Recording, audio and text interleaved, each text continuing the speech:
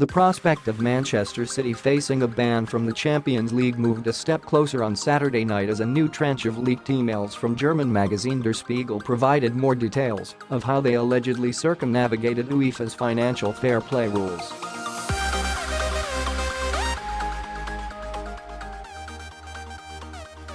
In addition, City look as though they are facing another FA inquiry after it was alleged that they misled the FA over the third-party ownership of a player, Bruno Zuccolini.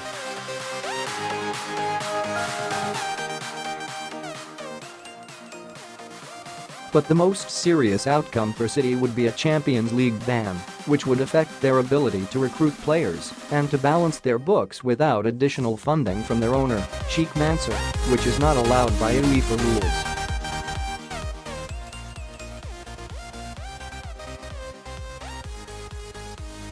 City are already being investigated by UEFA after leaked emails last November appeared to show how they use direct funding from Abu Dhabi United Group, the investment fund owned by Sheikh Mansour, to supplement sponsorship deals.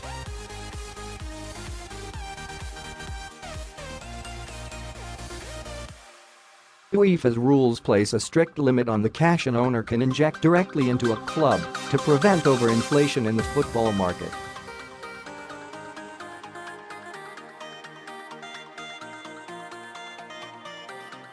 Yves Leterme, the chairman and chief investigator of the UEFA club financial control body, said in January that City faced the heaviest punishment if the allegations are proven, which would mean exclusion from the Champions League.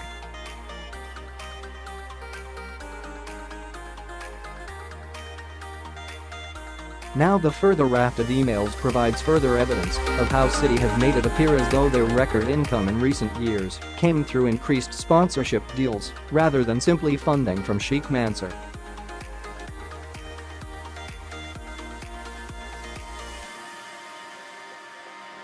In one email dated April 2010, City director Simon Pearce is writing to an executive of City's sponsors, ABR, an Abu Dhabi investment firm.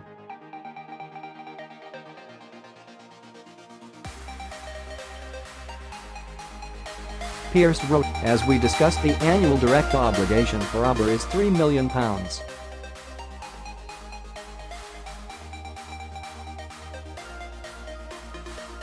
The remaining £12 million required will come from His Highness." An internal City document seems to indicate that up until 2012 the supplement to Abu Dhabi partnership deals amounted to £149.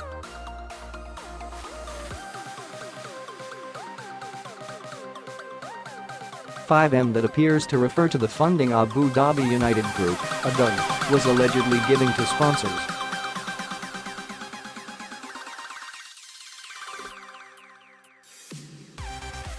However, the money should come direct from the sponsors, so UEFA knew that it was genuine sponsorship money.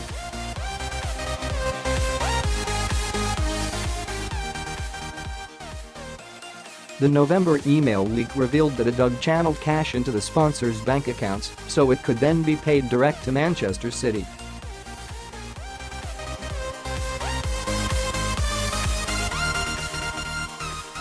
And in the latest tranche of leaked emails, Graham Wallace, who was then City's chief operating officer and who was writing in September 2012, explained why this was necessary.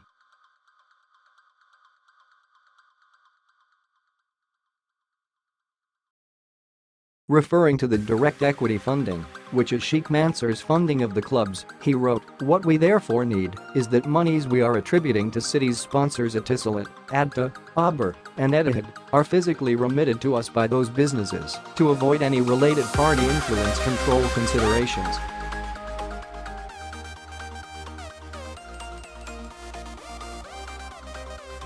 Further emails between Chief Financial Officer Jorge Chumillas and Pearce speak of additional sponsorship flowing through ADUG and lists the amounts that should be paid.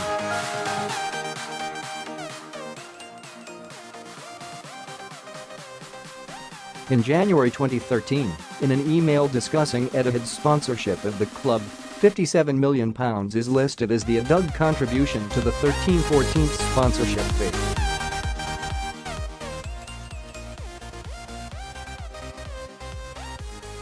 These all appear to be breaches of UEFA's rules. City are vulnerable to severe punishment by UEFA because, in 2014, they promised to abide by the regulations in future in return for a lesser punishment for the breaches they had incurred.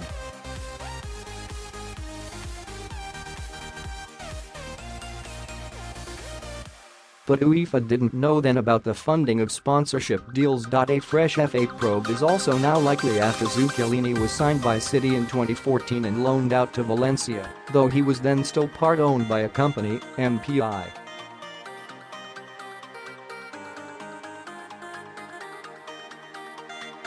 That in itself was not against the rules. However, according to Der Spiegel, when the FA asked who was behind MPI, City did not disclose that Mangrove was funded by a €30 million cash injection which had been organized by City chief executive Ferran Soriano.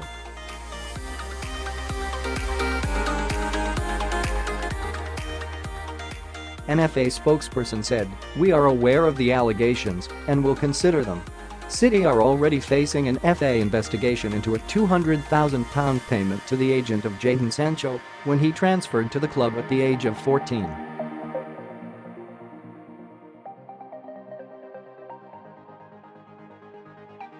City issued a statement on Saturday night saying, "We will not be providing any comment on out-of-context materials purported to have been hacked or stolen from City Football Group and City personnel and associated people."